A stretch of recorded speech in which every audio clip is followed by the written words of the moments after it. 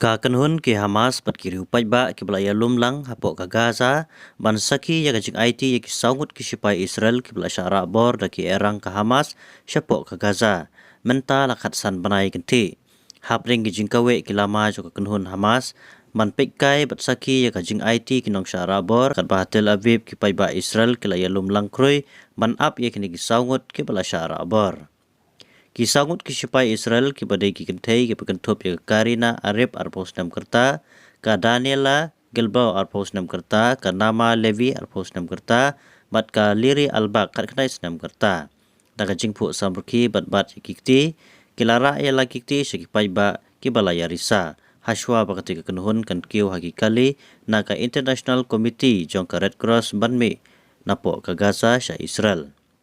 Tel Aviv kilongging jong kinong Israel ki bedang sakut ha Gaza kilatoj irengkar ba kinong kersan jong ki ban pe ikidur belaring live jong kajing IT ya ki disangut ki bela Shah Rahbor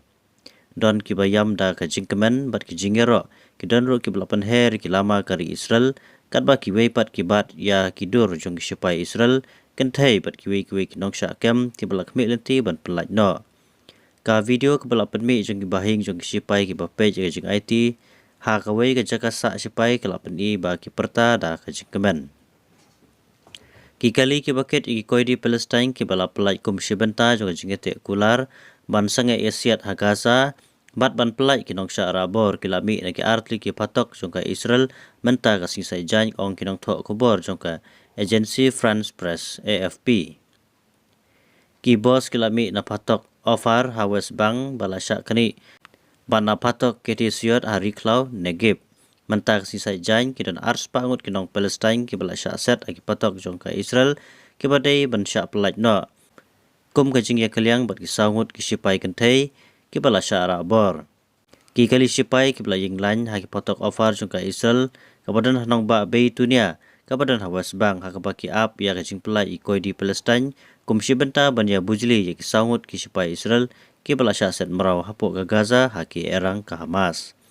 Ya kena kajing pelaj yakini ki saungut lapan benaru dau hek ki Shipai ke IDF ba ki laya poisuk poisan selayeng ban ya kendu ya laki baik beton ki jongki. Today, as part of these ongoing efforts, we welcomed home 4 more Israeli hostages after 477 days in Hamas captivity. Liri Elbag, age 19. Naama Levi, age 20. Karina Arayev, age 20. Daniela Gilboa, age 20. 4 IDF soldiers who were all abducted by Hamas from Nahal Oz on October 7th, 2023. Today, we salute and embrace them and their families as they reunite just now after so long. We cannot and will not forget the 90 hostages, including women, children, and elderly men, still remain in brutal conditions in Hamas captivity.